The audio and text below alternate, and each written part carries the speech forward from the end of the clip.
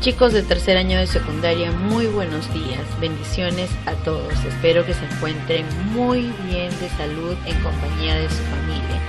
Bien, vamos a proseguir con nuestro tema acerca de la Biblia, ¿de acuerdo? Pero para ello quiero que cada uno de ustedes pueda observar el siguiente video y pueda escuchar y ver detenidamente, porque después que hayan observado y escuchado van a desarrollar una ficha que yo les voy a estar enviando en el Classroom, ¿de acuerdo? No van a desarrollar el libro, van a desarrollar una ficha que yo les voy a entregar después del video, ¿de acuerdo? Muy bien, entonces vamos a ver la continuación de acerca de la Biblia, pero esta vez nos vamos a detener en una de las divisiones.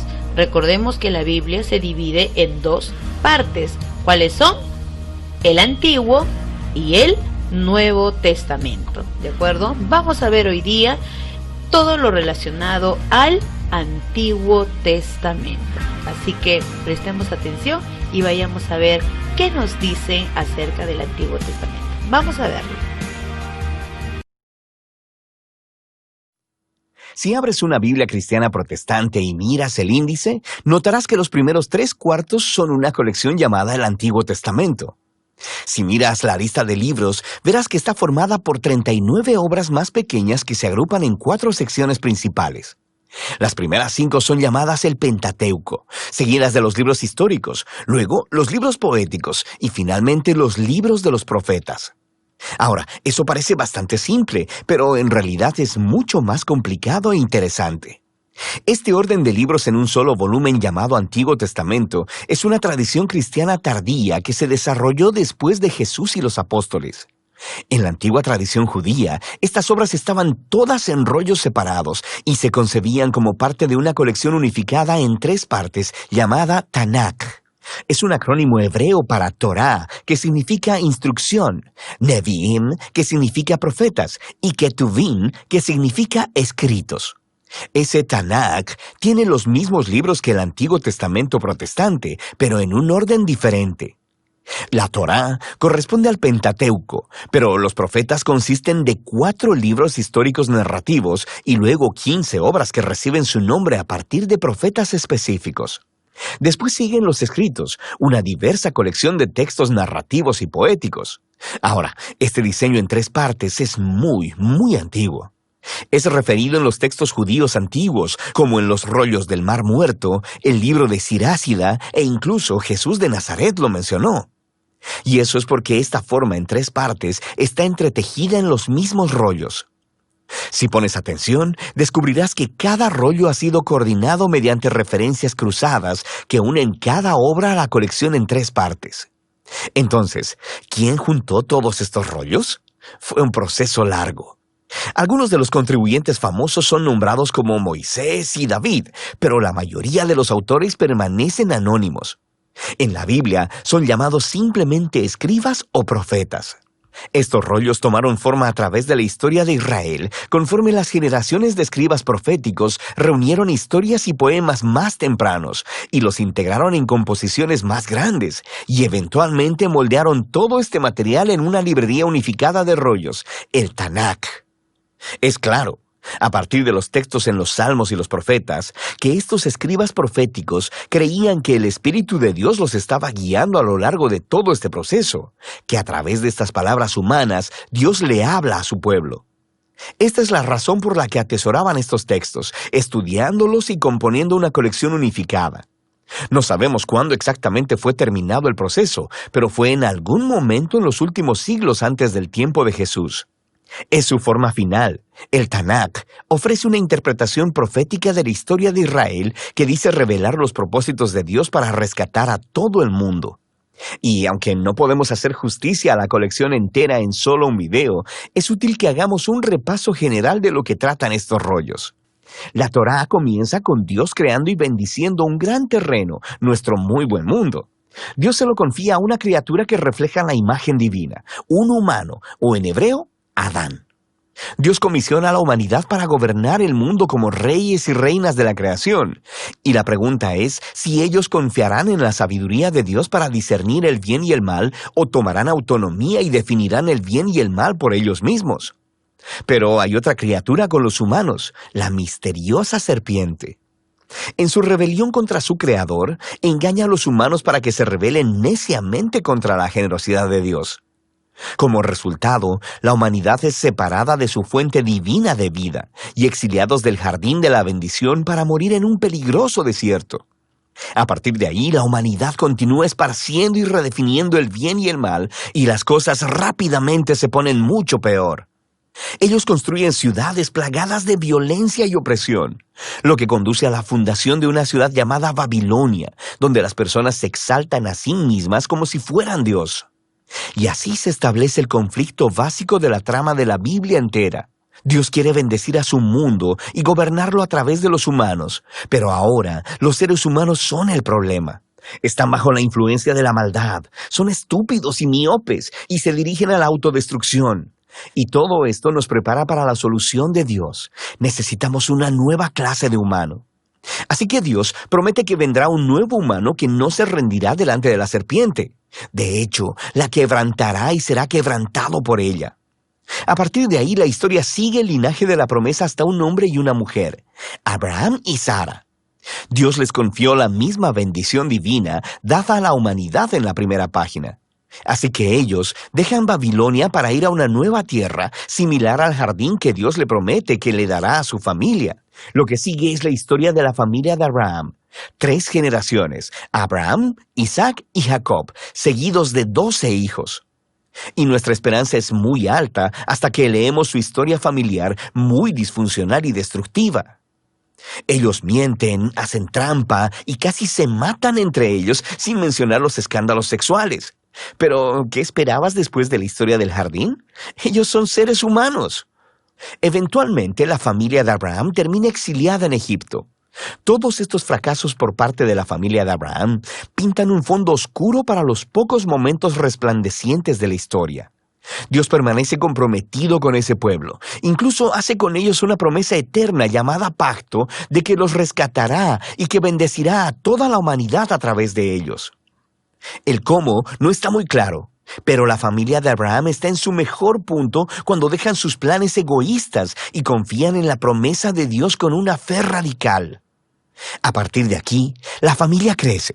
Terminan esclavizados en Egipto y se nos presenta al otro personaje principal de la Torá, Moisés. Dios lo levanta para rescatar a los israelitas y llevarlos a una montaña en donde todos son invitados a entrar en una relación de pacto con Dios. Se les dan 613 términos para esta relación, una guía para convertirse en una nueva clase de humanos quienes representarán con fidelidad a Dios delante del mundo. Y Moisés es el mediador de todo este asunto, porque él es genial. Es el profeta definitivo que habla la palabra de Dios a Israel. Es un sacerdote que los representa delante de Dios e incluso es llamado rey, líder de Israel y libertador en tiempo de necesidad. Pero conforme continúa el viaje, los israelitas fallan estrepitosamente. Violan el pacto e incluso Moisés se rebela contra Dios. De hecho, la Torá termina con Moisés prediciendo que el fracaso de Israel continuará conforme regresan a la tierra prometida y que terminarán en el exilio una vez más. Pero él tiene la esperanza de que Dios cumplirá su promesa de rescatar a Israel. Un día, él cubrirá sus fracasos. Sanará sus corazones egoístas para que realmente puedan amar a Dios y vivir. Y entonces Moisés muere. Ahora, las últimas oraciones del rollo de la Torá son sorprendentes. Miran adelante en el tiempo y escuchamos de los escribas que dieron forma al Tanaj. Ellos reflexionan en la historia de Moisés desde su perspectiva y nos dicen que nunca en la historia de Israel se levantó un profeta como Moisés. Oye, quisiera que llegara otro profeta, sacerdote, rey como él. Y con eso seguimos al Nevi'im. Este tiene 2 subcolecciones. Primero, los profetas tempranos, 4 obras narrativas sobre la historia de Israel en la tierra prometida, contada desde la perspectiva tardía de los profetas. Las cosas empiezan muy bien con el liderazgo de Josué. Se nos dice que él es exitoso porque es justo como Moisés y medita en la escritura día y noche. Pero eventualmente, incluso Josué fracasa, empezando el largo y violento descenso de Israel a la autodestrucción, como Moisés y la historia del jardín anticiparon. Estas historias se enfocan principalmente en el fracaso de los reyes, profetas y sacerdotes de Israel, cómo ellos mienten, hacen trampas, se matan unos a otros y adoran a ídolos. Es básicamente una repetición más larga y sangrienta de los fracasos de sus antepasados, pero hay algunos momentos resplandecientes. Dios reafirma su promesa de pacto de bendecir a la humanidad a través de un nuevo humano. Será un rey del linaje de David. Tienes algunas historias de personas como David y Salomón que tienen momentos como Abraham, cuando confían en Dios, pero nunca dura mucho. Y por supuesto, la familia de Abraham termina justo ahí donde empezó, conquistada y exiliada en Babilonia.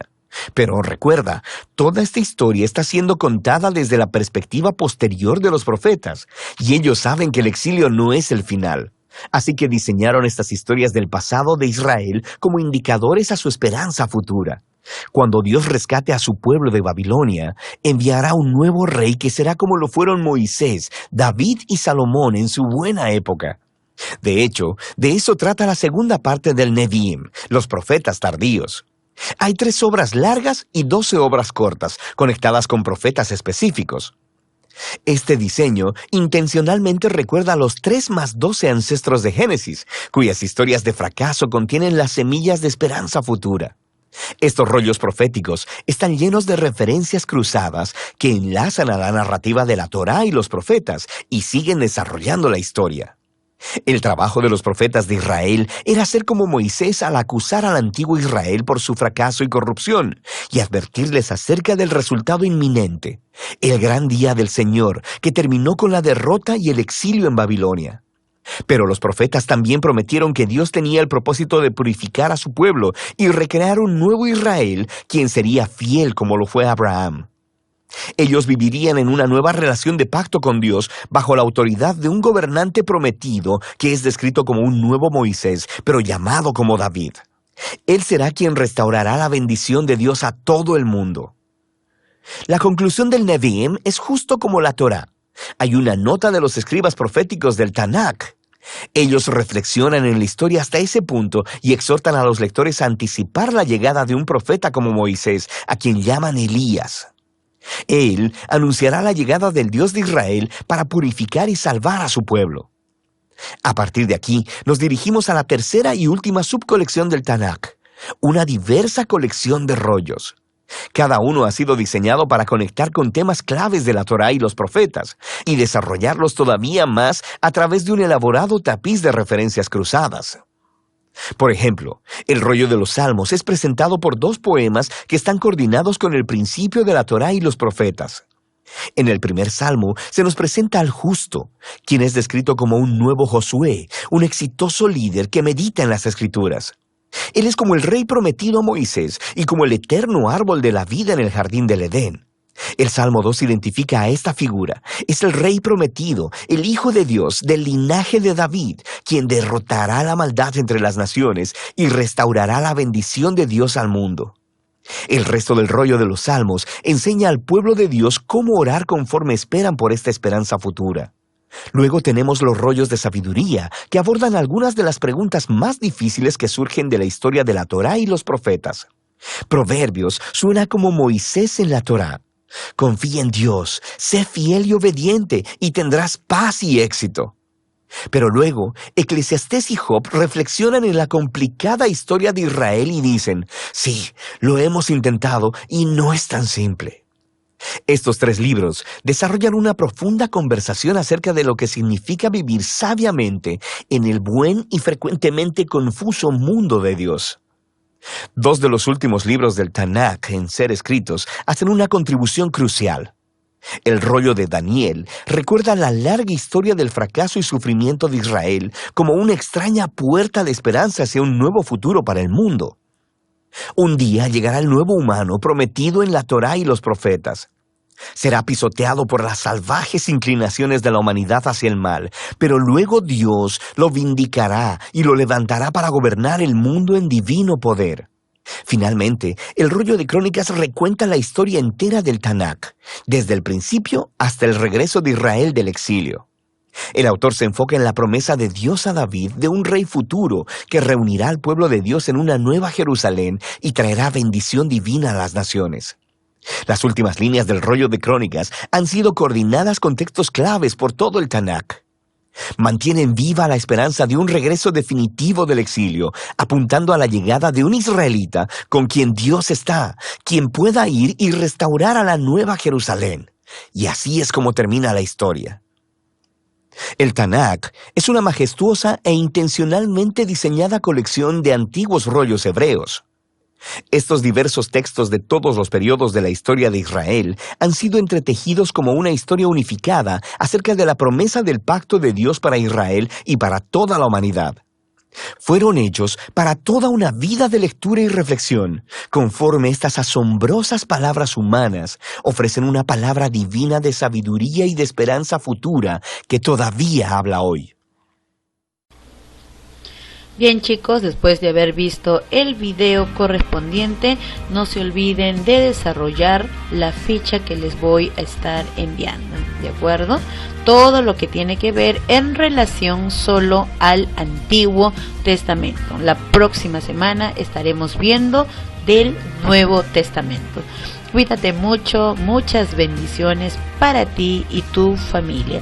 Y nos estaremos viendo la próxima semana. Así que a desarrollar todas las clases con mucha perseverancia y mucho entusiasmo. Bendiciones.